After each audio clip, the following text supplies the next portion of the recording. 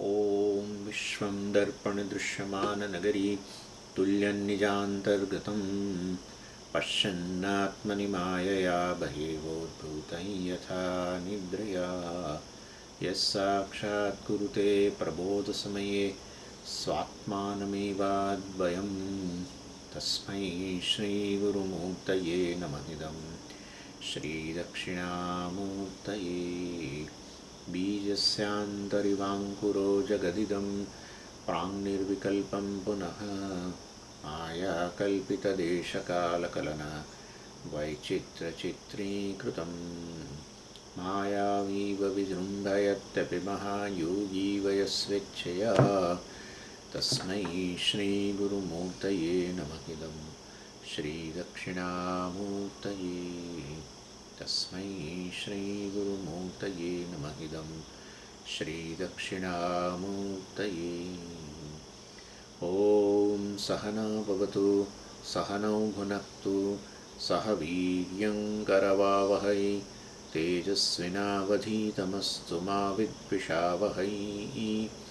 ॐ शान्तिः शान्तिः शान्तिः। सदाशिवसमारम्भां शङ्कराचार्यमध्यमाम् अस्मदाचार्यपर्यन्तां वन्दे गुरुपरम्पराम्।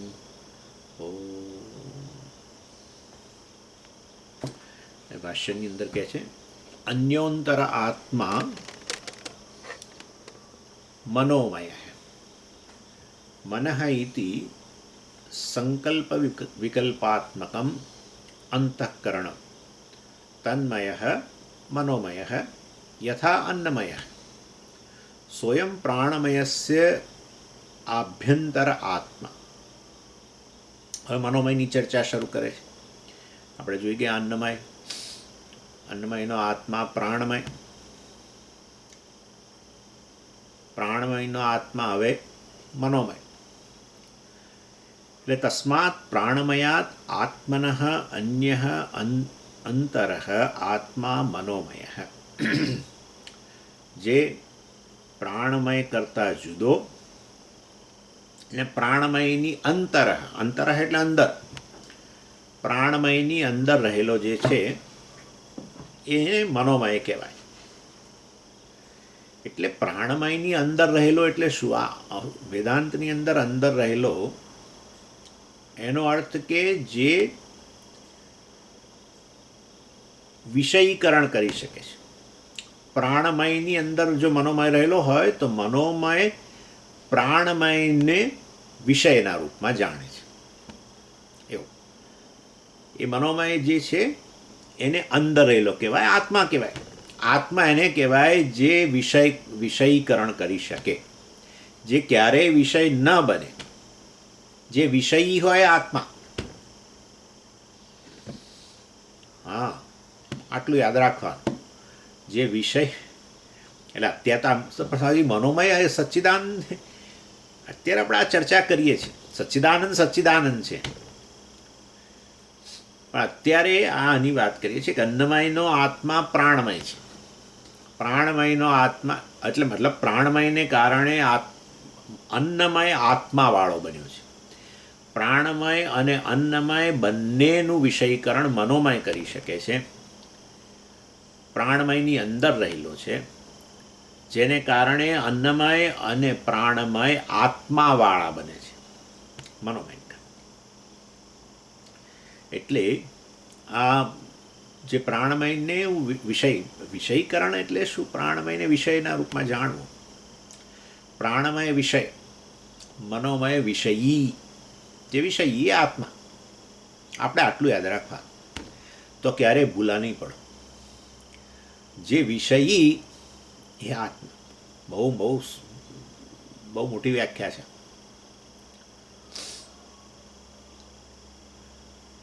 જે છેવટે વિષય પણ ક્યારેય વિષય ન હોય એ આત્મા બનશે. પણ સાહેબજી મન તો વિષય છે. અમે ક્યાં ના કહીએ છીએ, અત્યારની વાત છે. આ તો આ પંચકોશની અંદર અંદર જઈ રહ્યા છીએ ને, હજુ તો આપણે છેલ્લે પહોંચવાનું છે. એ પહેલાં અન્નમયનો આત્મા પ્રાણમય, પ્રાણમયનો આત્મા જે પ્રાણમયથી અંદર રહેલો છે, એ જ શ્રુતિ કહે છે ને, અન્યોંતર આત્મા, અન્યોંતરા, અન્ય અંતર આત્મા, અંતર અંદર, અન્ય એનાથી વિલક્ષણ, પ્રાણમયથી વિલક્ષણ, પ્રાણમયની અંદર રહેલો એ મનોમય આત્મા છે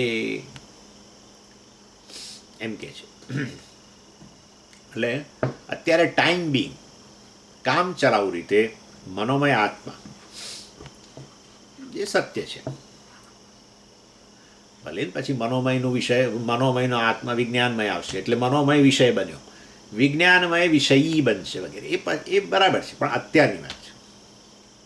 આ લેવલે મનોમય જે છે એ પ્રાણમય આ છે. આ પ્રક્રિયા છે, આ સમજો વસ્તુ. આત્મા જે નું જ્ઞાન કરાવવા માટેની પ્રક્રિયા છે, જેને પંચકોશ પ્રક્રિયા કહેવાય. પ્રક્રિયા એટલે કેવું મોડેલ જેના દ્વારા તમને છેવટે આત્માનું જ્ઞાન થાય. ચાલો, અને પછી અહીંયા મનોમય કહ્યું. આ મયટ, એ મયટ મનોમય, મન કોને? મન મનોમય, મનોમય કેમ બોલ્યા કરો છો? મન બોલો ના. મયટ એટલા માટે અમે વાપરીએ છીએ કારણ કે વિકાર છે. મન જે છે વિકારવાળું છે. વિકારવાળું એટલે શું? બદલાવ. એ તો છે સૌથી બદલાતું વસ્તુ શું છે? મન જ છે. કેટલી બધી વૃત્તિઓ, જાત જાતની વૃત્તિઓના રૂપમાં રહેલું છે. મનોમય છે મનનો વિકાર, અનેક વૃત્તિઓ.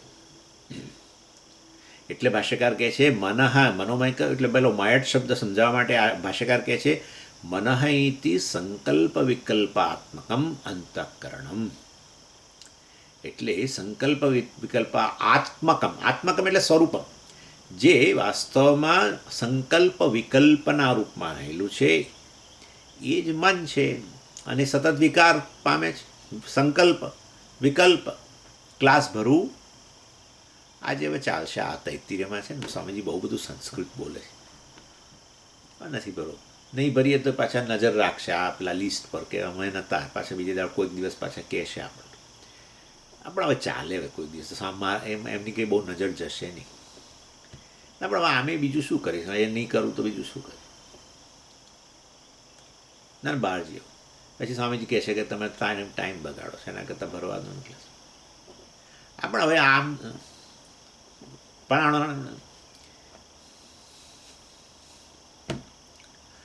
આનું નામ સંકલ્પ. આ બધું મન. ચાલો ભરી લઈએ, સ્વામીને ખુશ કરવા માટે ભરીએ, આપણું જે થવાનું હોય. પણ આપણે સ્વામીને ખુશ કરવા પહેલાં ભરી દઈએ. આપણા માટે ભરીએ? ના ના ના ના, સ્વામી માટે ક્લાસ ભરીએ છીએ અમે તો એમ કે. સ્વામીજી આવું હોતું નથી, આવું જ હોય છે, આવું જ હોય છે ઘણી વાર. તમે બધા બહુ સિન્સિયર છો, બાકી જનરલી આવું હોય છે. જઈએ ક્લાસમાં કે આવડું છે, નહીં તો પૂછશે, પાછા ફોન કરશે કે કેમ નહોતા આવ્યા, કેમ જઈએ. This is how it is. And for obligation to સ્વામી. ચાલો, એટલે સંકલ્પ વિકલ્પ. આ મન સમજો બરાબર. મન સંકલ્પ વિકલ્પના રૂપમાં રહેલું છે. નંબર 2, મનની અંદર બધી લાગણીઓ છે. આપણી મનની વ્યાખ્યા જોઈ રહ્યા છે. કેટલો બધો વિકાર છે જો મનની અંદર. શાયનેસ, હે ને, લજ્જા, પછી ભય, ઈચ્છા, વિશ્વાસ, ધિક્કાર, કેટલું બધું. શ્રીહિ હ્રીહિ ધીહિ બીહિ ઇતિ એવ મનઃ. પરિષદે જ કહ્યું ને, હ્રીહિ લજ્જા, શાયનેસ. હ્રી શબ્દના 2 અર્થ છે. હ્રી એટલે શેમ અને હ્રી એટલે શાયનેસ. આવું બંને થાય. શાયનેસ ને શેમ બંનેમાં બહુ ફેર છે. શાયનેસ એક સારી ક્વોલિટી છે, બહેનોમાં હોય છે ને સામાન્ય. લજ્જા, સંકોચ ના કહીએ આપણે, સંકોચ પુરુષોમાં હોય. સંકોચ, કોઈ વખાણ કરે દાખલા તરીકે તમારા, તમને સંકોચ જે થાય છે એનું નામ હ્રી. બહુ સારી ક્વોલિટી છે. આપણા વખાણ કરતા હોય ત્યારે આપણે આમ કોલર અધ્ધર કરવા માંડીએ બધાને દેખતા, તો એ સારી ક્વોલિટી નથી. લજ્જા. આપણા વખાણ થાય તો આપણને સંકોચ થાય. અને હ્રીનો બીજો અર્થ છે શેમ. આપણે ધાર્મિક વ્યક્તિ હોઈએ પણ એવું કામ કરી બેસીએ જેને કારણે આપણને લોકોને મોઢું બતાવતા અથવા આપણને આપણું મોઢું જોતા શરમ આવે. આ જોયું ને, શરમ, શેમ, બંને અર્થ છે. એ નેગેટિવ ક્વોલિટી છે. લજ્જા સરસ વસ્તુ છે, પરંતુ શરમ, ગુજરાતીમાં ઓકે, તમને શરમ નથી આવતી એમ કે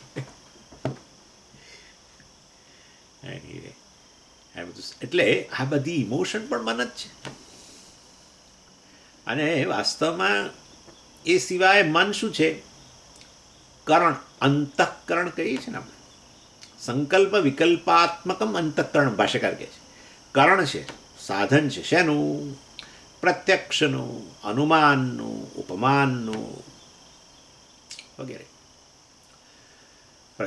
પ્રત્યક્ષથી તમે આ બધું જો છો, સાંભળો છો, સૂંઘો છો, આ બધામાં ઇન્દ્રિય તો ખરી જાણે, જ્ઞાનેન્દ્રિય, પણ જોડે મન જોઈએ નહીં તો ન થાય કશું.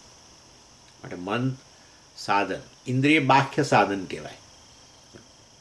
મન છે અંદર રહેલું સાધન, અંતઃકરણ. અંતઃ એટલે અંદર. એટલે આ કોઈ પણ વિષયનું દર્શન કરવા માટે મનમાં એ પ્રકારની વૃત્તિ ઉત્પન્ન થવી જોઈએ. ચાક્ષુષ વૃત્તિ કહીએ છીએ ને, શ્રોત્ર વૃત્તિ, ચાક્ષુષ વૃત્તિ, સ્પર્શ વૃત્તિ વગેરે વગેરે. કરણ વગર જે છે, આ કર્તા જે છે, એ કર્તાને પેલું કરણ, અંતઃકરણ વગર કોઈ પ્રત્યક્ષ જ્ઞાન જગતનું ન થાય. ચાલો, એટલે એ રીતે આ મનોમય આત્મા. મનોમય આત્મા એટલે શું? સંકલ્પ વિકલ્પ, અનેક બધી લાગણીઓનું કેન્દ્ર અને પ્રત્યક્ષ અનુમાન વગેરે માટેનું અંતઃકરણ, અંદર રહેલું સાધન. એટલે આને આ મનોમય આત્માનું વર્ણન કરતા શ્રુતિએ આ બધી વસ્તુનો જોડે જોડે જાણે કે ઉલ્લેખ કરે છે.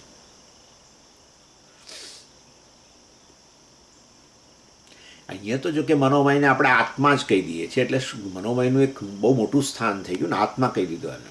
પેલું બધું તો બરાબર છે, સંકલ્પ વિકલ્પ વગેરે બધું તો, પણ અહીંયા તો મનોમયને આત્મા કહે છે. માટે ઘણું ઊંચું સ્થાન, આત્માનું સ્થાન આપી દીધું, કારણ કે એ પ્રાણમય અને અન્નમયનું વિષયીકરણ કરે છે. એના દ્વારા પ્રાણમય અન્નમયનું જ્ઞાન થાય છે. ચાલો હવે આગળ ભાષ્યકાર કહે છે, તસ્ય યજુરેવ શિરઃ યજુઃ ઇતિ અનિયતાક્ષર પાદાવસાનઃ મંત્ર વિશેષઃ તજ્જાતીય વચનઃ યજુઃશબ્દઃ તસ્ય શિરસ્ત્વં પ્રાધાન્યાત પ્રાધાન્યં ચ યાગાદૌ સન્નિપત્ય ઉપકારકત્વાત યજુષા હિ હવિઃ દીયતે સ્વાહાકારાદીના. તસ્ય યજુરેવ શિરઃ,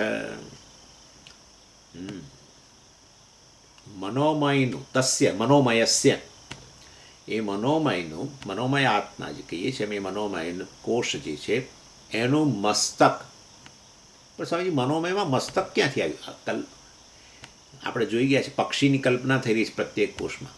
આપણે જોયું હતું પહેલાં, મન્નમયને પણ પહેલાં આપણે પક્ષીના રૂપમાં જોયું, પ્રાણમયને પક્ષીના રૂપમાં જોયું, હવે મનોમયને પણ પક્ષીના રૂપમાં, કારણ કે એની અંદર રહેલો છે તેના એના જ આકારનો હોય ને.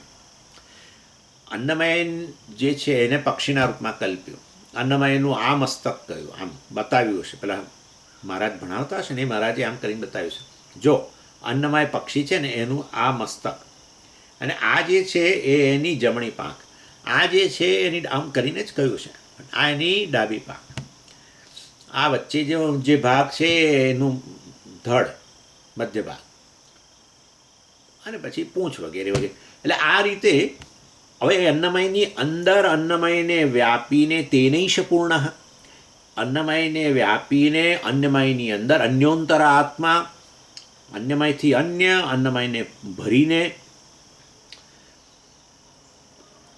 અને અન્નમયનો પણ જે આત્મા છે એ પ્રાણમય છે. એટલે અન્નમયનો જે આકાર હોય એ પ્રાણમયનો થયો. પછી પ્રાણમયના પણ મસ્તક શું છે ને બધું કહ્યું હતું, આપણે જોઈ ગયા છીએ. હવે મનોમય, એનાથી પણ અંદર રહેલો, પ્રાણમયથી પણ અંદર. અને પ્રાણમયને ભરી દેનારો. પ્રાણમયમાં વ્યાપ્ત મતલબ એ જે છે એ વાસ્તવમાં મનોમય છે. માટે મનોમયનું પણ હવે પક્ષીના રૂપમાં જ કલ્પના કરવી પડશે. માટે મનોમયનું મસ્તક શું હોય? બોલો, આ પક્ષી, મનોમય રૂપી પક્ષીનું મસ્તક એટલે કે છે યજુહુ. યજુર્વેદના મંત્રો જે છે એનું મસ્તક છે. બહુ ઇન્ટરેસ્ટિંગ ડિસ્કશન છે આ. મનોમય જે છે એ એનું મસ્તક યજુર્વેદના મંત્રો. કેમ? ભાષ્યકાર કહે છે પ્રાધાન્યાત તસ્ય શિરસ્ત્વમ મનોમયસ્ય શિરસ્ત્વમ. મનોમયનું આ મસ્તકપણું જે યજુર્વેદ કહ્યું. કારણ કેમ? પ્રાધાન્યાત. પ્રાધાન્યત એટલે શું? એનું ઇમ્પોર્ટન્સ, એનું મહત્ત્વ હોવાને કારણે. એટલે આજે પક્ષી જે છે એ કોઈ પક્ષીના કોઈ પણ શરીરમાં આમ તો હવે ચાલો, પણ પક્ષીના શરીરમાં સૌથી મહત્ત્વનું અંગ કયું? તો કે મસ્તક. સમજી, મસ્તક નહીં, બધા શરીરના બધા અંગો મહત્ત્વના હોય, બધું બરાબર ભાઈ. પણ પ્રાણમયનું આ દાખલા તરીકે હાથ છે, હાથનું નિયંત્રણ કોણ કરે છે? મસ્તક કે મસ્તકનું નિયંત્રણ હાથ કરે છે? એ મને તમે કહો. મસ્તક બધાનું નિયંત્રક છે, નિયંતા છે, હે ને? ત્યાંથી બધી આજ્ઞાઓ જાય છે. મસ્તકમાંથી આજ્ઞા જાય ચાલો એટલે પછી પગ શરૂ કરે, પકડો એટલે પછી હાથ પકડવાનો. એટલે મસ્તકનું પ્રાધાન્ય છે. અંગો બધા બરાબર છે, મહત્ત્વના છે, પરંતુ આ જાણે કે બીજા બધા અંગોનું કેન્દ્ર છેવટે તો મસ્તક છે. અને એ એટલે પ્રાધાન્યાત કહ્યું. યજુર્વેદ જે છે એનું પ્રાધાન્ય છે બધા મંત્રોની અંદર. માટે યજુર્વેદને મનોમય પક્ષીનું મસ્તક કહેવામાં આવે છે. આમ તો સાચું કહું તો આચાર્ય પોતે પણ આગળ કહેવાના છે, કોઈ એક વેદ ચડિયાતો બીજો વેદ એનાથી ઉતરતો આવું કશું છે નહીં. કારણ કે મસ્તક કયું ને યજુર્વેદ, એટલે હવે તમને થાય કે આ 4 વેદમાં યજુર્વેદ સૌથી મહત્વનો, બાકીના વેદો હવે બધા ઠીક. એવું નથી. એટલે પરંતુ યજુર્વેદના મંત્રોનો કંઈક બહુ વિશેષ ઉપયોગ થાય છે. યાગાદો, ભાષ્યકાર કહે છે યાગાદૌ સન્નિપત્ય ઉપકારકત્વાદ યજુષા પ્રાધાન્યમ. યજુષા પ્રાધાન્યમ. જે પેલો યજ્ઞ વગેરે થાય, યજ્ઞમાં સૌથી મહત્વની વસ્તુ, સૌથી મહત્વનું કર્મ વેદની અંદર શું? યજ્ઞ. જગતમાં સૌથી મહત્વનું વસ્તુ શું? યજ્ઞ. યજ્ઞ યજ્ઞ યજ્ઞ યજ્ઞ યજ્ઞ યજ્ઞ યજ્ઞ યજ્ઞો વૈ વિષ્ણુ. ઈશ્વરનો સમજી, ઈશ્વરને સમજાવવો હોય તો આપણે કેવી રીતે એક જ લાઈનમાં સમજાવાય? યજ્ઞ. That's it. ઈશ્વર એટલે યજ્ઞ. હે, ઈશ્વર એટલે યજ્ઞ? હા, ના ના, ઈશ્વર એટલે આ બધું જે છે એ. પણ આ બધું જે છે એ યજ્ઞ છે, બધું યજ્ઞ છે. તમારી નજર બહાર પહોંચે છે ત્યાં યજ્ઞ ચાલી રહ્યો છે, જુઓ. અને તમે જે નજર કરનારા છો એમાંય અંદર યજ્ઞ ચાલી રહ્યો છે. નજર કરનારો અને નજરનો વિષય બધે યજ્ઞ જ ચાલી રહ્યો છે. તમે દર્શન કરી શકો છો કારણ કે યજ્ઞ થઈ રહેલો છે. બહાર પણ બધો યજ્ઞ છે, સતત યજ્ઞ જ ચાલે છે. યજ્ઞ એટલે શું? આહુતિ તો ચાલે છે બધું.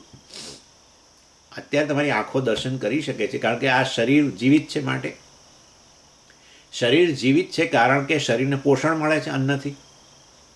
અન્ન દ્વારા પોષણ મળે છે કારણ કે અન્નનું પાચન થયું છે. પોષણ ત્યારે જ મળે જ્યારે પાચન થાય. અન્નનું પાચન ત્યારે થાય જ્યારે અન્ન હોય તો, અને આ આંતરડા કામ કરે તો, આંતરડા યજ્ઞ કરે તો. અને આંતરડા યજ્ઞ કરે પહેલાં જઠરમાં યજ્ઞ થાય.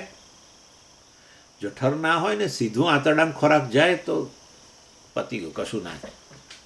એટલે ઘણા લોકોને જઠરનું કેન્સર વગેરે થાય ત્યારે પછી એ લોકોને કે હવે તમારો ખોરાક બદલાઈ જશે ભાઈ, હવે મોટાભાગે તમે લિક્વિડ, હા બધું લિક્વિડ ખોરાક તમારે લેવાનો. કારણ કે પેલો સોલિડ ખોરાક સીધો આંતરડા ના પચાવે. એ આંતરડા પચાવે એ પહેલાં ઘણું બધું કામ આહુતિ રૂપે જઠર કરી દે.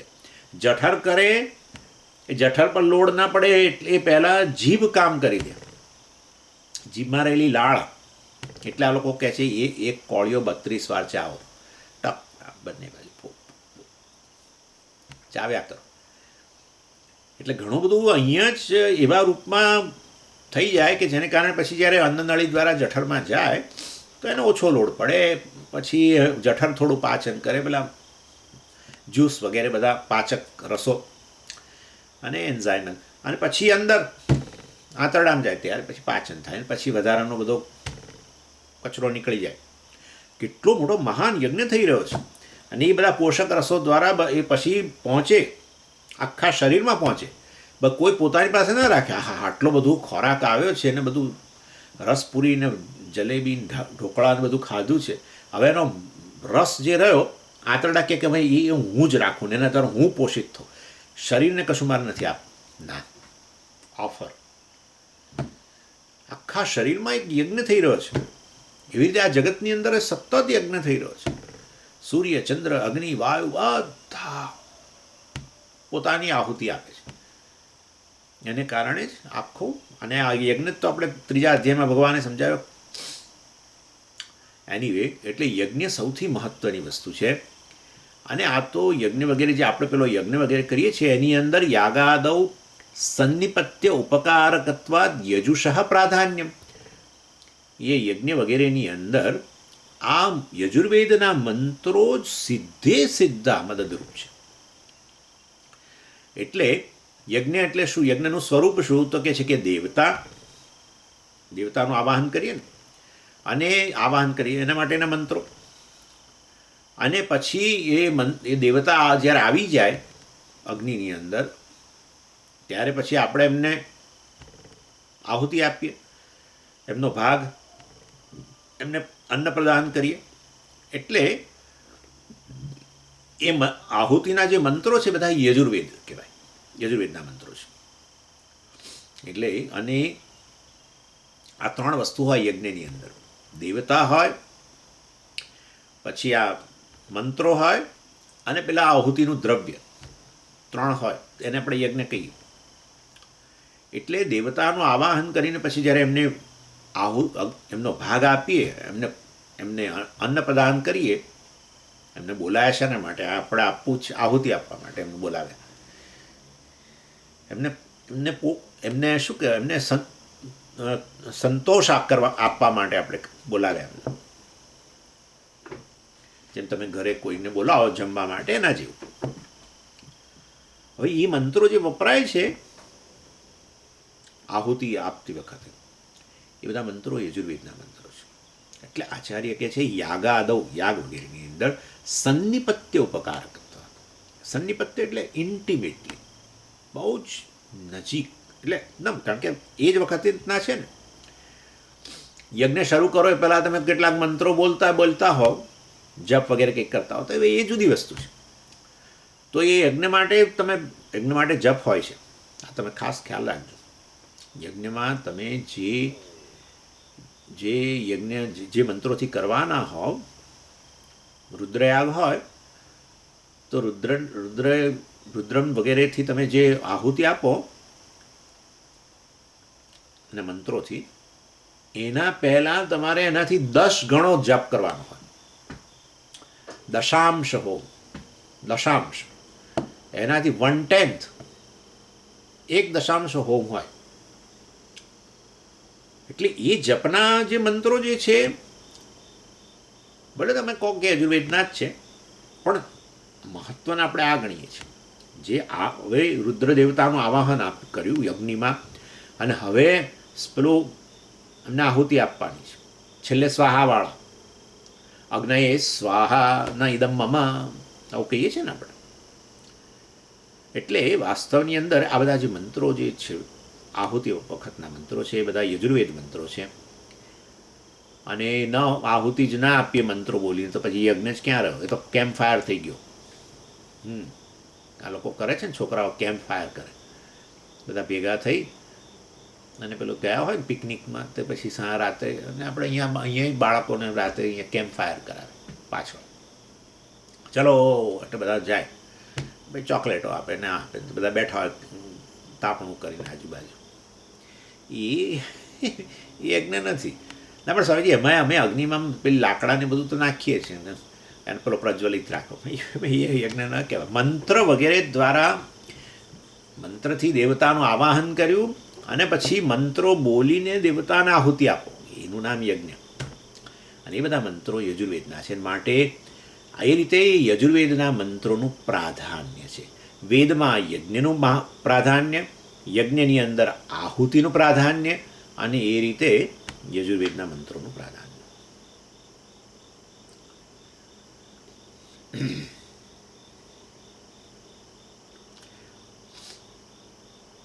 એટલે ઋગ્વેદ, અજુર્વેદ, સામવેદ વગેરેના મંત્રો જે છે એનો પણ ઉપયોગ છે યજ્ઞની અંદર જ.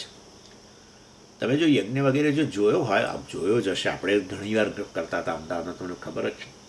છેલ્લે તમને ખ્યાલ હોય તો પૂર્ણાહુતિ પહેલાં પણ પછી પેલા ઋગ્વેદના મંત્રો, યજુર્વેદના મંત્રોથી તો થયો બરાબર છે, યજ્ઞ થયો, પણ ઋગ્વેદના મંત્રો વગેરે બોલીને પણ દેવતાની પહેલાં સ્તુતિ કરે, છેલ્લે વળી પાછા સામવેદથી એનું ગાન કરે, આ બધું હોય છે.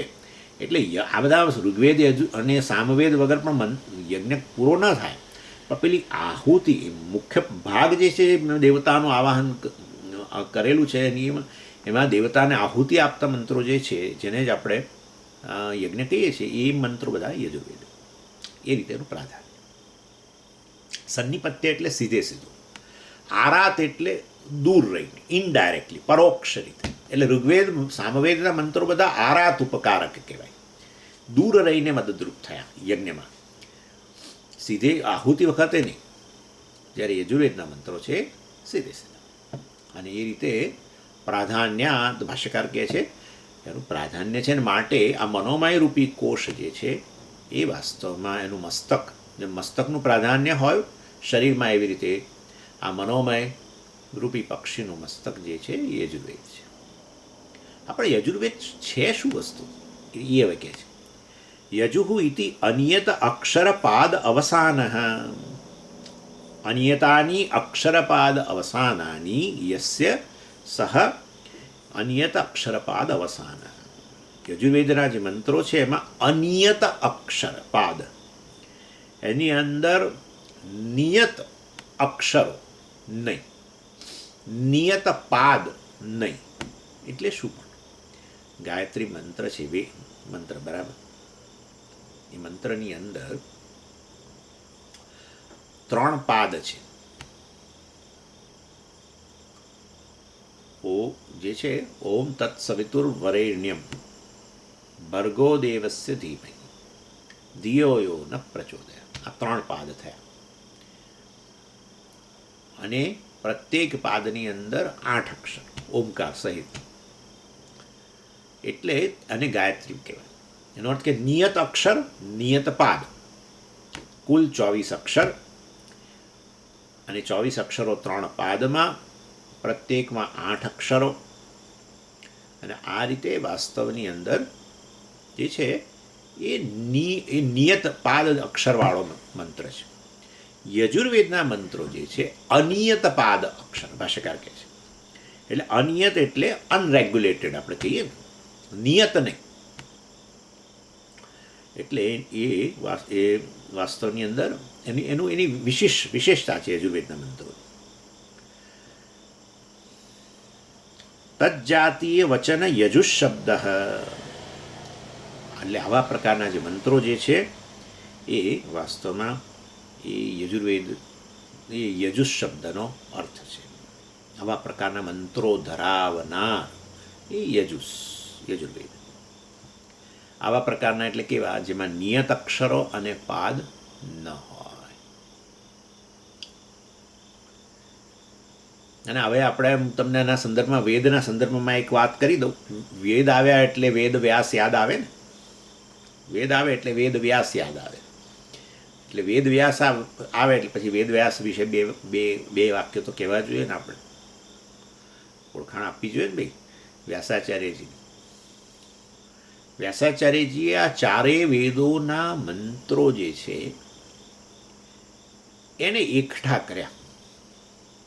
એટલે એમણે વેદનું સર્જન નથી કર્યું. વેદનું સર્જન કર્યું હોય તો એ પછી પૌરુષેય બની ગયો, મનુષ્ય બુદ્ધિ. વ્યાસાચાર્યજી મનુષ્ય માટે એમની મનુષ્ય બુદ્ધિના અંત એમાંથી બહાર આવેલા, તો પછી એ બુદ્ધિના દોષો પણ એ બધા આની અંદર આવે વેદમાં. વેદ જો નિર્દોષ કહેતા હોય તો પછી કોઈ પુરુષ બુદ્ધિના અંતર્ગત ના જોઈએ, ઈશ્વર જ જોઈએ. એટલે વાસ્તવમાં ઈશ્વર દ્વારા જ આ ઉદ્ઘાટિત થયા. ઈશ્વરે નિર્માણ કર્યું એવું નહીં બોલવાનું કદી. ઈશ્વરમાં રહેલા જ છે, હોય જ ને. કેમ કેમ ઈશ્વરમાં રહેલા? ઈશ્વર સર્વજ્ઞ છે ભાઈ. સર્વજ્ઞ હોય તો પછી આ વસ્તુ એમના હોય જ એમની પાસે. એ તો સર્જન વખતે પ્રગટ કરે. સર્જનની સાથે સાથે વેદોનું પ્રાગટ્ય. યો બ્રહ્માંડમ વિદધાતિ પૂર્વમ યો વૈ વેદાંશ પ્રહિણોતિ તસ્મૈ. એના માટે ભગવાને પછી બ્રહ્માજીનું સર્જન કર્યું અને એમને આ ચારેય વેદોનું જ્ઞાન આપ્યું. વેદો તો હંમેશા ઈશ્વરમાં રહેલા જ છે. એટલા માટે જ વેદોને ઈશ્વરના નિશ્વાસ કહ્યા. બૃહદારણ્યક ઉપનિષદની અંદર નિશ્વાસ એટલે શું? દાખલા હું છું ત્યાં સુધી મારા શ્વાસ તો રહેવાના જ છે. એવું કદી બને કે હું ખરો અત્યારે અને મારા શ્વાસ ન રહે તો સ્વામીજી તો રામ બોલો ભાઈ રામ. એટલે જ્યાં સુધી વ્યક્તિ છે ત્યાં સુધી એના શ્વાસ છે. ઈશ્વર છે ત્યાં સુધી આ વેદ પણ છે. હવે ઈશ્વર નથી એવું પ્રશ્ન એવું બોલવાનો તો કોઈ પ્રશ્ન જ ઊભો નથી થતો. પણ ઈશ્વર જ્યારે સમજી એમનો જન્મ થયો પછી એમના શ્વાસ વેદ આવે ને, એટલે ભાઈ ઈશ્વરનો જન્મ હોય તો પછી આપણે એવા ઈશ્વરને ભજવાની જરૂર ક્યાં છે? હા, માટે ઈશ્વર સદાય છે ને માટે વેદે સદા છે. વેદે અનાદિ છે, આ સમજી લેવાનું. સૃષ્ટિ આવે એટલે વેદની અભિવ્યક્તિ થાય, પ્રલય થાય ત્યારે વેદો પણ લય પામી જાય ઈશ્વરમાં. જગત આખું ઈશ્વરમાં લય પામી જાય તો વેદોય લય પામી જાય. વળી પાછા સર્જન વખતે સૃષ્ટિ પાછા બધા નામરૂપ અભિવ્યક્ત થાય, વેદ પણ અભિવ્યક્ત થાય. માટે વેદ અનાદિ છે એટલું આપણે મનમાં રાખવાનું. પણ એનીવે એ વેદને એ વેદના જે મંત્રો જે છે એ કાશ્મીરથી લઈને કંદહાર સુધી અને હિમાલયથી લઈને રામેશ્વર સુધી જુદી જુદી જગ્યાએ જુદા જુદા પ્રકારના મંત્રો જે છે એનું સેવન થતું હતું. કયા રૂપમાં? શબ્દના રૂપમાં. પિતા પુત્ર અથવા ગુરુ શિષ્ય. ગુરુ વેદના જાણકાર એના શિષ્યને પ્રદાન કરે, એ શિષ્ય એના શિષ્યને પ્રદાન કરે. આ ચાલ્યા કરતું હતું બધું. જુદી જુદી વેદની આ બધી શાખાઓ. વ્યાસાચાર્યજી વાસ્તવમાં એ જમાનામાં જ્યારે બોઈંગ વિમાનો નહોતા ત્યારે આ રીતે બધી જગ્યાએ ગયા. કેવી રીતે ગયા હશે કલ્પના જ નથી આવતી. એ વખતનું ભારત જુદું હતું, અખંડ ભારત. કંદહાર ને ક્યાં સુધી બધું થાઈલેન્ડ બધું અંદર હતું. એવું મેં તો હમણાં કંઈક એવું વાંચ્યું કોઈ જગ્યાએ. આજે છે પેલું આપણું કયું થાઈલેન્ડ ને બીજા કંબોડિયા ફલાણા ઢીકાણા બધું અંદર હતું ભારતને અંતર્ગત. એટલે હજુ ત્યાં બધું કંબોડિયાની અંદર એ બધા હિન્દુ મંદિરો છે ને થાઈલેન્ડમાં બધું ઘણું છે.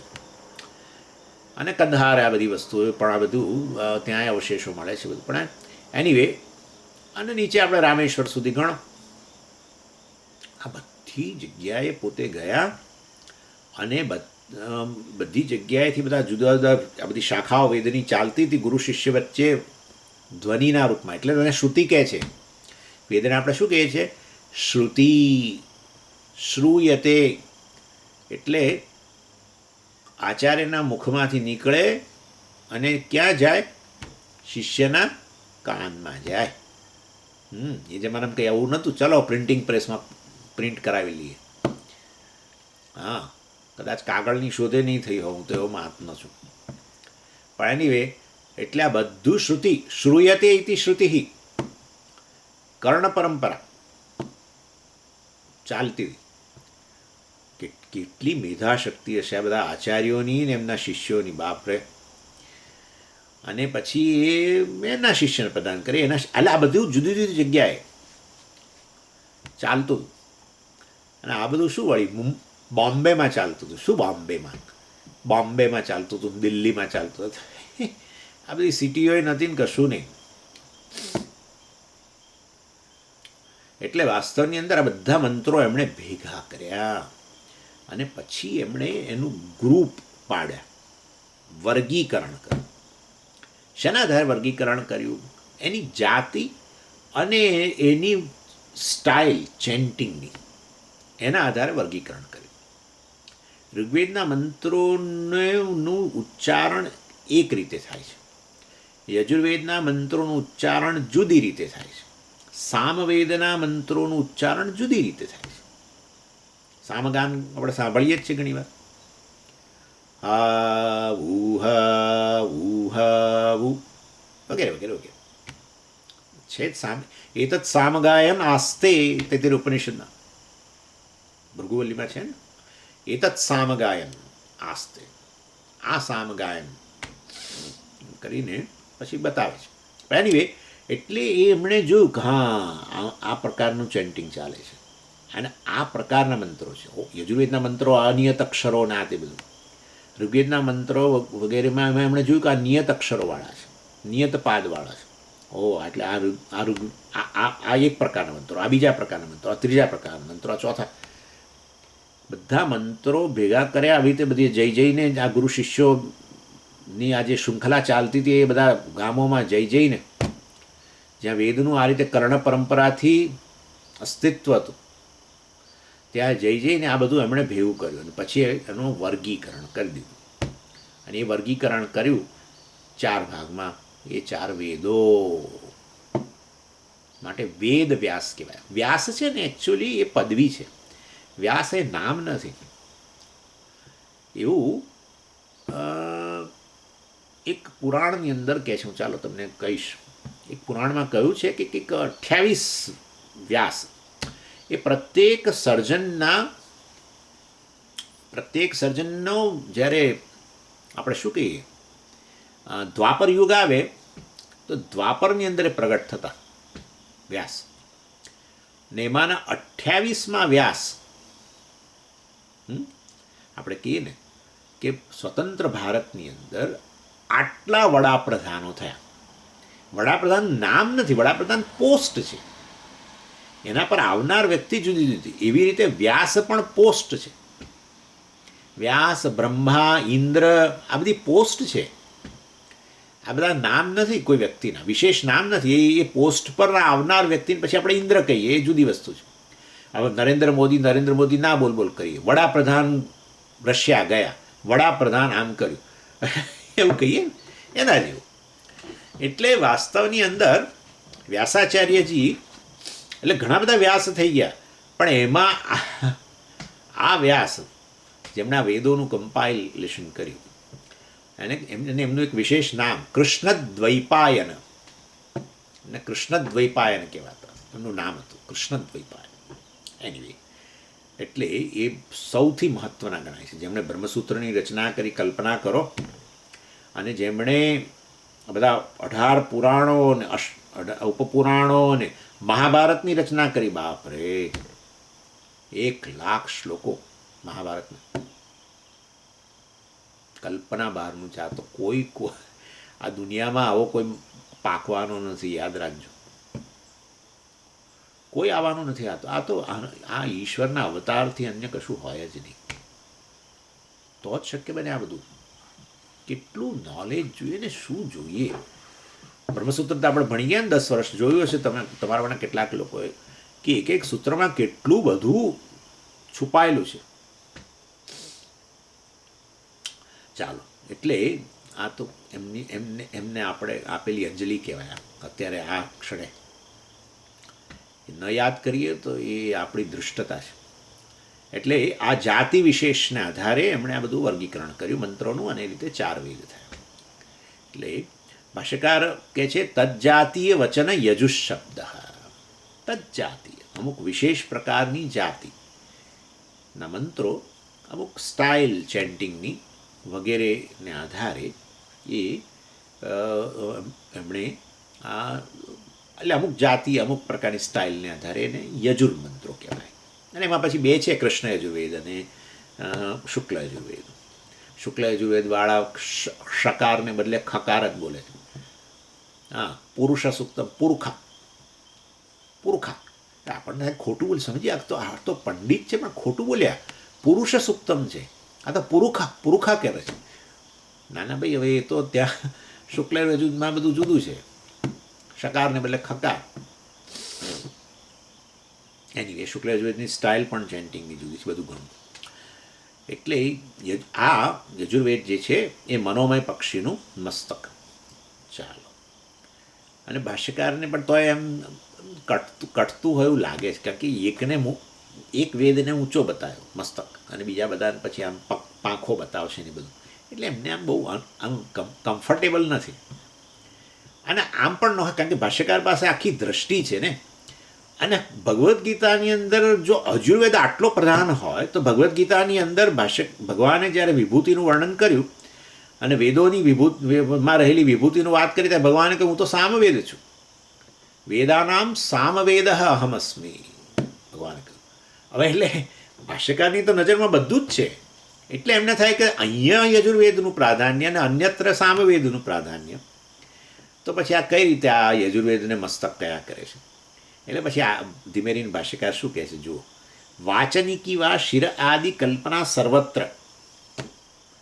એટલે એમ કે હવે આ યજુર્વેદને અહીંયા મસ્તક બતાવ્યું માટે યજુર્વેદ પ્રધાન છે ને એના મંત્રોનો સીધો યજ્ઞના આહુતિ આપતી વખતે એનો ઉપયોગ છે ને આમ ને આવું બધું ના જવા દો, આ નહીં મજા આવે એમ કે છે.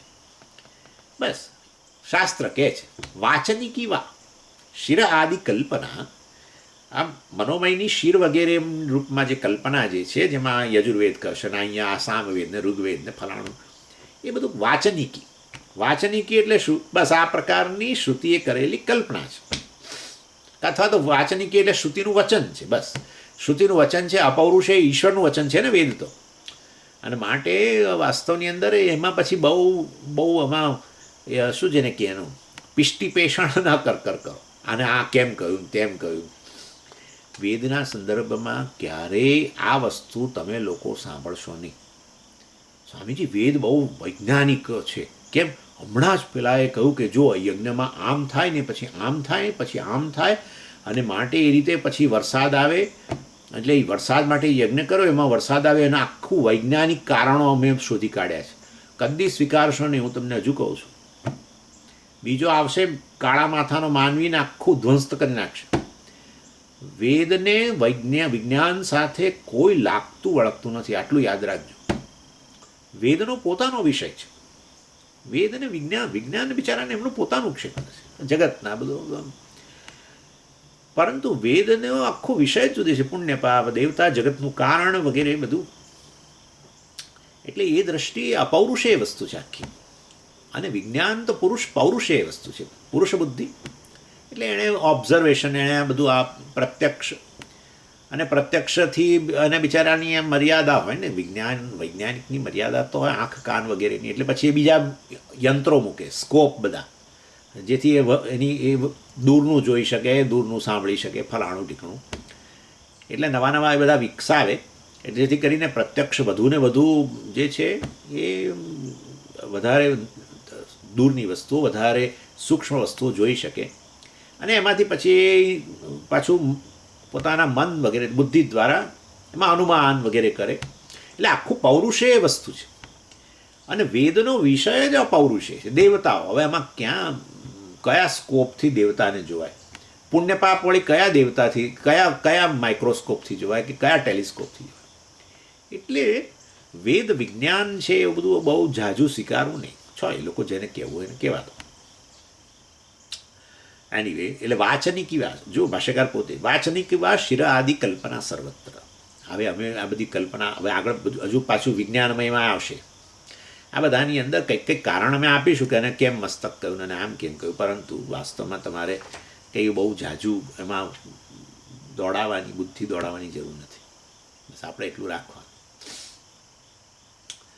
હવે પ્રશ્ન ઊભો થાય છે, જે પ્રશ્ન ખરેખર ઇમ્પોર્ટન્ટ પ્રશ્ન આ છે કે વેદ તો શબ્દોના રૂપમાં રહેલું છે,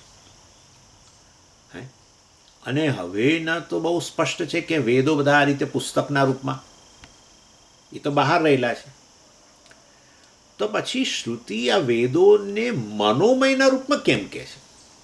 મન જે છે અંદર છે, બરાબર ને? મનોમયમાં તો બધા વેદોને સમાવી દીધા. આ મનોમય રૂપી પક્ષીનું મસ્તક યજુર્વેદ ને, આ ડાબી પાંખ આ ફલાણો વેદ ને, જમણી પાંખ ફલાણો વેદ ને. હવે આ બધું કયું કયું? એટલે મન તો વાસ્તવમાં અંદર છે. એ મનને વેદના રૂપમાં બતાવે છે, અથવા વેદોને મનના રૂપમાં બતાવે. ચાલો જે ગણો તે. ખરેખર વેદો તો બહાર છે. તો આવું આ કઈ રીતે વેદોથી મન બનેલું હોય એવું એવી રીતે જાણ દેખાય છે? કારણ કે મનોમયનું મસ્તક યજુર્વેદ ને આ, એટલે વેદોથી મનોમય કે મન બનેલું હોય એવું લાગે છે. અથવા તો તમે અમને ખાલી આટલું સમજાવો કે મનને વેદને શું સંબંધ છે. બસ ભાષ્યકાર એ જવાબ આપે છે કે વેદ જે છે એ બાહ્ય છે જ નહીં. વેદ કઈ આ બાહ્ય વિષય નથી. જેવી રીતે આ છે એવો વેદ કોઈ બાહ્ય વિષય નથી. વેદ પોતે વાસ્તવમાં ખાલી ધ્વનિ પણ નથી. વેદો આવ્યા છે ક્યાંથી? એટલે કે છે વેદ જે છે વાસ્તવમાં આવ્યા છે અન્યના મનમાંથી. એના મનમાં ક્યાંથી આવ્યા? તો કે એણે બીજાના મનમાંથી પ્રાપ્ત કર્યા. એણે ક્યાંથી પ્રાપ્ત કર્યા? તો કે બીજાના મનમાંથી પ્રાપ્ત કર્યા. એટલે આ રીતે વાસ્તવની અંદર મન જે છે, એટલે વેદો જે છે આ રીતે એક મનથી બીજા મન, બીજા મનથી ત્રીજા મન વગેરે દ્વારા જ પ્રાપ્ત થયેલા છે. વેદ પોતે અન્ય કોઈ પ્રમાણને ઉપલબ્ધ જ નથી, પ્રત્યક્ષ ઉપલબ્ધ જ નથી. અને માટે આપણે દાખલા તરીકે યજુર્વેદની વાત કરીએ તો યજુર્વેદ પણ વૃત્તિ વિશેષ મનના રૂપમાં, એટલે વૃત્તિ વિશેષના રૂપમાં રહેલા છે. મંત્ર વિશેષનો અર્થ જ વૃત્તિ વિશેષ. બધા યજુર્વેદ એટલે શું? બધા જ વિશેષ પ્રકારના મંત્રો. એ વિશેષ પ્રકારના મંત્રો વિશેષ પ્રકારની વૃત્તિઓ.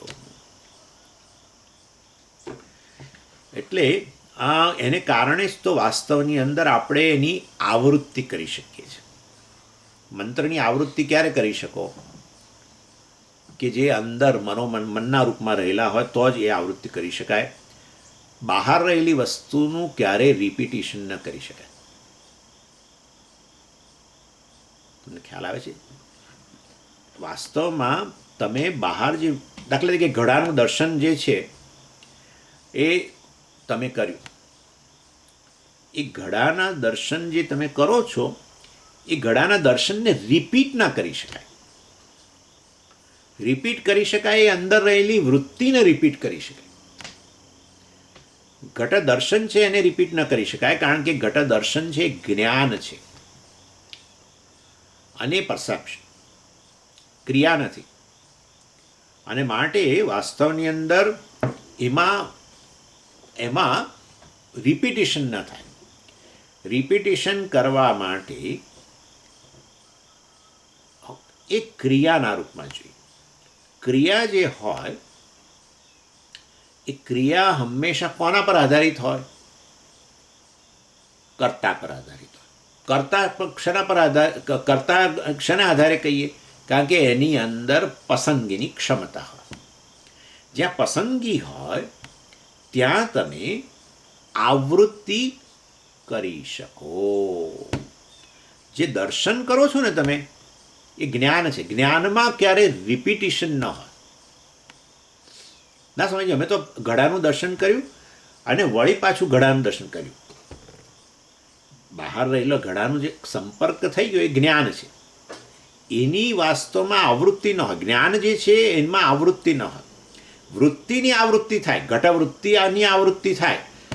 મારે ફરી દર્શન કરવા છે એવો સંકલ્પ જરૂર કરી શકો. પણ જ્યારે ઘડાનું દર્શન કરો, તમારી આંખ અને ઘડાનો જે સંપર્ક થયો એને ઘટક જ્ઞાન કહીએ. એ ઘટક જ્ઞાનની આવૃત્તિ ન થાય કોઈ દિવસ. એટલે વાસ્તવની અંદર એટલા માટે તો કહીએ છીએ કે જ્ઞાન જે છે એ હંમેશા જ્યારે જ્ઞાન પ્રાપ્ત કરીએ કોઈ પણ વસ્તુનું, ત્યારે આપણે ખરેખર આપણી પસંદગી રહેતી નથી.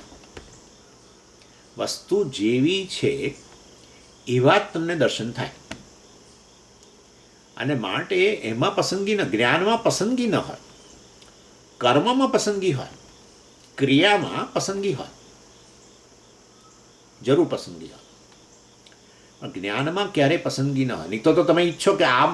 એટલા માટે તો ઘણીવાર એવી વસ્તુનું જ્ઞાન થાય આપણને થાય કે આ ન જોયું હોત તો સારું, આ ન સાંભળ્યું હોત તો સારું, અને ન અડ્યા હોત તો સારું, અને ના સૂંઘ્યું હોત તો સારું, આનો સ્વાદ ન લીધો હોત તો સારું. પણ વસ્તુ એકવાર તમે મોંમાં મૂકી, એ તમારી પસંદગી હતી. મૂકવી કે નહીં એ પસંદગી હતી. અને એમાં આવૃત્તિએ થાય, રિપીટેશન થાય, એકવાર મૂકી, બીજી વાર. પણ વસ્તુ મૂકી જ્ઞાનેન્દ્રિય જીભ ઉપર, ખાવાની વસ્તુ, અને જે પેલું જ્ઞાન જન્મ્યું સ્વાદનું, એમાં રિપીટેશન ના હોય, એમાં રિપીટેશન ના હોય. એ તો જે થવા, એ જે જ્ઞાન થયું એ ક્ષણે તમે પસંદગીમાંથી મુક્ત હો. પસંદગી તમારી ન ચાલે. જ્ઞાતામાં પસંદગી ન હોય, કર્તાને પસંદગી હોય. આટલું સમજી લેવાનું. જ્ઞાનની અંદર આ બહુ મોટી વસ્તુ છે. અત્યારે જાણે આપણે તો થોડીક નાની બીજી ચર્ચા કરીએ છીએ, પરંતુ આ વસ્તુનો બીજી બધી જગ્યાએ ઉપનિષદમાં બહુ મોટો ઉપયોગ છે. જ્ઞાનની અંદર કોઈ પસંદગી ના હોય. જ્ઞાન તો વસ્તુ પર આધારિત હોય, અને એમાં પછી રિપીટેશન ના આવે. રિપીટેશન માટે તમારો સંકલ્પ, મને રિપીટ કરવાનો, એમ તો પછી ક્રિયા થઈ ગઈ. એટલે વાસ્તવની અંદર આ જ્ઞાન અને ક્રિયા બંનેમાં બહુ મોટો ભેદ છે. એટલે મેં તમને જેમ કહ્યું કે આ ઘડાનું તમે દર્શન કર્યું અને તમારે એની આવૃત્તિ કરવી હોય તો ન કરી શકો, પરંતુ કોઈ ક્રિયા જે હોય એની અંદર તમે જરૂર આવૃત્તિ કરી શકો. માટે મંત્રને જો તમે રિપીટ કરી શકતા હો તો પછી વાસ્તવની અંદર એ વૃત્તિના રૂપમાં જ રહેલા હોવા જોઈએ. જો મંત્ર બહાર રહેલા હોય તો પછી એ મંત્રોનું દર્શન કરતા હોઈએ તો એ જ્ઞાન થઈ ગયું ને એમાં રિપીટેશન ન થાય. મંત્રો જો બહાર રહેલા હોત તો એનું દર્શન કર્યું હોત અને એનું જ્ઞાન થયું હોત તો પછી એમાં રિપીટેશન ના આવે. પણ જો તમે મંત્રની આવૃત્તિ રિપીટેશન કરી શકતા હોવ તો પછી અંદર વૃત્તિના રૂપમાં રહેલા છે. અને માટે મંત્રો કે વેદ જે છે એ વૃત્તિ વિશેષ છે. અને માટે શાસ્ત્ર વેદોને મનોમયના રૂપમાં બતાવે છે. જે બહારના વિષયોનું જે જ્ઞાન થાય છે એમાં રિપીટેશન નથી થતું. રિપીટેશન મંત્રોનું કરી શકાય છે તો પછી અંદર વૃત્તિના રૂપમાં જ રહેલા છે, અને વાસ્તવમાં એને તમે એને વૃત્તિના રૂપમાં રહેલા હોય તો એ મનના રૂપમાં મનોમય બન્યા. અને એ રીતે ભાષ્યકાર જે છે એ આ વાસ્તવની અંદર મંત્રોને વૃત્તિના રૂપમાં રહેલા છે એ વસ્તુ બતાવે છે. અને એ રીતે સમજાવે છે કે શા માટે શાસ્ત્ર વેદોને મનોમય કહે છે. એટલે મસ્તક યજુર્વેદને આ ડાબી પાંખા સામવેદ ફલાણું એ રીતે બતાવે છે. એટલે આપણે કે વેદ બહાર છે તો પછી એના અંદર કેમ બતાવે છે મનોમયના રૂપમાં, તો એનું આ કારણ આપે છે. સમજાશે ધીરે ધીરે. મનસો હિ સ્થાન પ્રયત્ન નાદ સ્વર વર્ણ પદ વાક્ય વિષયા સંકલ્પનાત્મિકા તદ્ભાવિતા વૃત્તિ શ્રોત્રકરણ દ્વારા યજુસંકેત વિશિષ્ટા યજુઃ ઇતિ ઉચ્યતે. હજુ મને લાગે છે તમારા મનમાં પ્રશ્ન હશે કે સ્વામીજી ઘડાનું જ્ઞાન છે એ રિપીટ તો થાય જ, કેમ ના થાય? દાખલા કે અમે તમને હમણાં જોઈએ છીએ, પછી હું આમ બીજે નજર કરું, પછી પાછું આમ તમારી સામે જોઉં તો તમારું ફરી જ્ઞાન થાય છે. પછી પાછું આમ તેમ જોઉં કે કોણ કોણ આવ્યું છે અત્યારે આમ, પછી પાછું હું તમારી સામે જોઉં તો ફરી તમારું જ્ઞાન થાય. તો જ્ઞાનમાં રિપીટેશન તો થયું. સમજો, જ્યારે તમે મારી સામે આમ નજર કરો છો, મારું જ્ઞાન તમારા મનમાં જે જન્મ્યું છે એમાં પસંદગી નથી. પછી ફરી તમારે તમે નજર આમ કરી, દાખલા તરીકે, પછી બરાબર પેલું જ્ઞાન પૂરું થઈ ગયું, સ્વામી જ્ઞાન. હવે તમે આમ નજર કરી, ફરી આમ નજર તમે મારી સામે કેમ કરો છો? સ્વામીજી મેં સંકલ્પ કર્યો કે મારે તમારી સામે જોવું છે. ક્રિયા છે. હવે તમે પાછી તમારી આંખ મારી પર પડી, હવે તમારા મનમાં મારા આકારની વૃત્તિ જન્મી, મારું જ્ઞાન જન્મ્યું. હવે એમાં પેલી પસંદગી નથી. સમજી ગયા? તમારે ફરી મારું જ્ઞાન પ્રાપ્ત કરવું છે કે નહીં એ પસંદગી છે, એ તો ક્રિયા છે. કારણ કે મસ્તકને તમે આમ લાવ્યા, મન અને આંખ મારા પર પડી. એકલી આંખ નહીં, હું મન કહીશ જ, કારણ કે આંખ તો સામે મારી સામે હોય જ. તમે આંખથી મને જોતા હોવા છતાંય ન જોતા હો, આ તો શક્ય છે. આવું તો ક્લાસમાં ઘણીવાર થાય. હા, આ સમજવાનું છે. આપણી આંખો અને કાન અહીંયા હોય ક્લાસમાં, છતાંય કશું ન સંભળાય અને કશું ન દેખાય, એ શક્ય છે. હા, આવું હોય સ્વામીજી? હોય જ ને, કેમ ના હોય? હા, હવે મહારાજ પૂરું કરે તો સારું. આ રોજ 8:30 પછી 2, 3 ને 5 મિનિટ લે કરે છે, એટલે મન બીજે ગયું ભાઈ, મન બીજે ગયું. મન બીજે જઈ શકે તો પછી આંખ અને કાન અહીંયા મારી સામે જ હોવા છતાંય કશા દર્શન નથી થતા અને મારા શબ્દોય નથી સંભળાતા. મન વત્તા આંખ એ મારા પર પડે ત્યારે પસંદગી જતી રહી. That's it. સ્વામી હમણાં આજે આ ચાંદલો કર્યો છે ને, નથી બરાબર લાગતો. પહેલો ચાંદલાવાળા હોત ને આજે તો એવા દર્શન થયા હોત એના સારા. આ સ્વામીજી આજે આ કયા પ્રકારનું કપડાં પહેર્યા છે ખબર નથી. જનરલી પેલા પીળા પર થોડા ટાઈપના હોય છે ને, એ વાળા એ પહેરીને આજે આ બેઠા હોત તો સારું. કશું ના ચાલે. જેવો હું છું એવું તમને જ્ઞાન થશે. તમારી પસંદગી નીલ. તમે સંકલ્પ કરો કે હું આંખ ઉઠાવી લઉં અને પછી ફરી આજે આમ કરું છું ને, ત્યાં સંકલ્પ છે મને લઈ જવા દે, મારે ફરી પાછા સ્વામીને જોવા છે. એ તમારો સંકલ્પ, પસંદગી, એ ક્રિયા છે. પણ પછી મારા પર નજર પડી અને તમારું મને એની પાછળ હોય ને પછી મારું જે જ્ઞાન જન્મ્યું એમાં કોઈ પસંદગી નહીં. સમજાય છે હું શું કહું છું? આઈ હોપ કે તમને સમજાય વસ્તુ. જ્ઞાનમાં ક્યારેય પસંદગી ન હોય, કારણ કે વસ્તુ જેવી છે એવું જ જ્ઞાન થાય. મારું પસંદગીને આધારે જ્ઞાન ન થાય. માછલીની ગંધ ન જોઈતી હોય તો પણ માછલી માર્કેટ, ફિશ માર્કેટ પાસેથી જાઓ તો એની ગંધ આવે ને આવે છે. રસ્તા પર ચાલવા જતા હોય ને બાજુમાં પેલું કોઈ પશુ મરેલું હોય, પડ્યું હોય અને એની ગંધ આવે, એ ગંધનું જ્ઞાન થાય ને થાય. પછી તમે આમ ના કામ કરો ને એ બધી તમારી પસંદગી.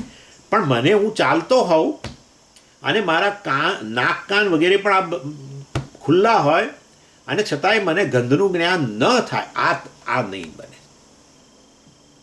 આ કદી નહીં બને. અને એટલા માટે ઘણીવાર સ્વામીજી મેં આ ન જોયું હોત તો સારું, એમ કે આ ન સાંભળ્યું હોત તો સારું. આપણા પોતાના વિષયની નિંદા આપણે સાંભળીએ અથવા કોઈ આપણને આવીને આપણા વિશે બોલે આપણી સામે જ, કે આપણને તમે તો આવા છો ને તેવા છો, હે ને, આપણે સાંભળવાની ઈચ્છા ખરી? આવું ના, નથી સાંભળવું, પણ સાંભળવું પડે છે ને. હા, એટલે વાસ્તવની અંદર, જ્ઞાનની અંદર પસંદગી નથી. સમજો આ વસ્તુ, બહુ મોટી વાત છે આ તો, બહુ જ મોટી. જ્ઞાનમાં પસંદગી નથી, કર્મમાં પસંદગી છે.